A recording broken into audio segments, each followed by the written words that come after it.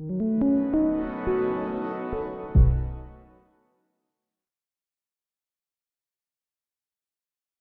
have a lot of women's centers in the United States, and we have men's centers too, but the men's centers are called prisons. But they're not just prisons.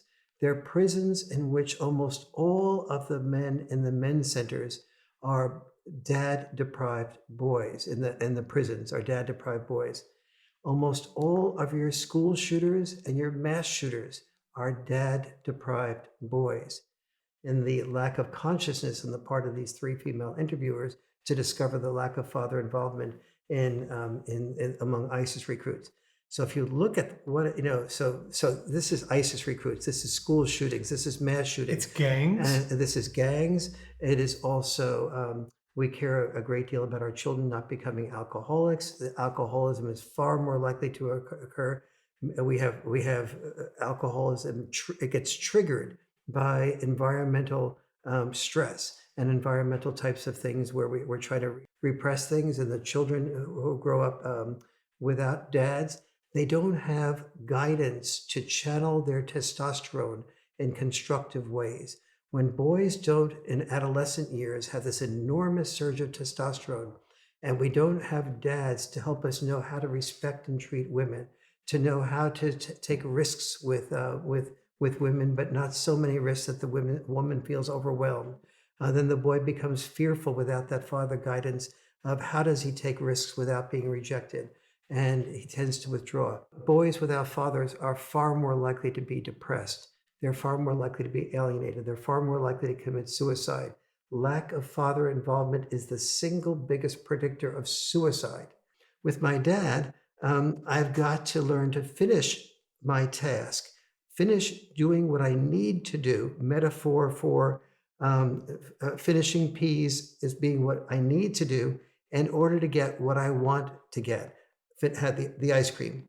So the child learns to focus on the task of finishing the peas. That is, its attention is focused. With mom, the attention deficit is allowed to set in because the child, instead of focusing on finishing the peas, is allowed to think of other things like, how can I manipulate a better deal?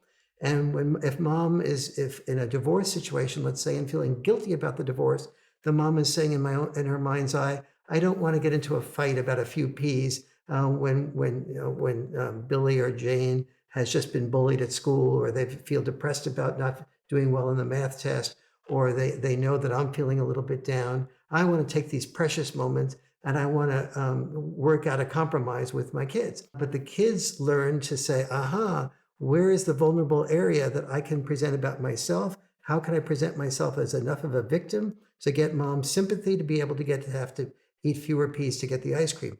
Nobody is badly intended here. Everybody wants the best thing for their child. But the child with the mother learns to manipulate that better deal. The child with the father learns that manipulating that better deal is fruitless, and it's only going to get me less of what I want. Therefore, I better pay attention focus rather than attention deficit. Now is the big stuff, which is the slippery slope that leads to. With that attention deficit, the child has not learned postponed gratification. Postponed gratification is the single most important predictor of a child doing well in life, success-wise, versus a child doing poorly. Now, we often try to say, well, what does success mean? Well, here's the way that translates.